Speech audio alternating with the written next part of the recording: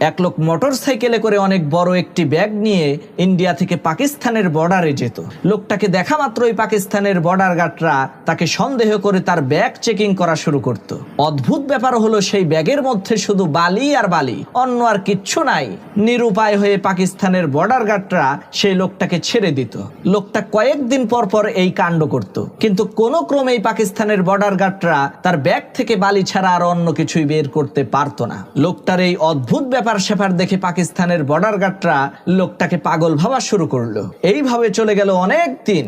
একদিন একজন border guard পাকিস্তানের মধ্যে ঘুরে বেড়াচ্ছে, এমন সময় ওই লোকটাকে অনেক দামি একটি গাড়ির মধ্যে বসে থাকতে দেখে জিজ্ঞেস করলো, ভাই আপনাকে তো দেখে আমরা পাগল ভেবেছিলাম, শুধু বালি নিয়ে ভারত থেকে পাকিস্তানে আসেন, কিন্তু আপনি এত ধনী হইলেন কেমনে, এত টাকা পয়সার মালিক হইলেন কিভাবে, সেটা তো বুঝতে পারলাম না। তখন সেই লোকটা ওই বর্ডার গার্ডকে বলল, স্যার আপনারা তো শুধু আমার ব্যাগটা চেক করতেন যে আমি ওই ব্যাগে করে কোনো কিছু স্মাগলিং করছি কিনা, কিন্তু আমি তো ওই ব্যাগে করে কিছুই আনতাম না।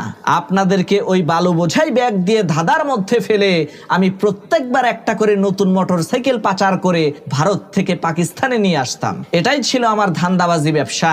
বিষয়টা আপনারা বোঝেন নাই।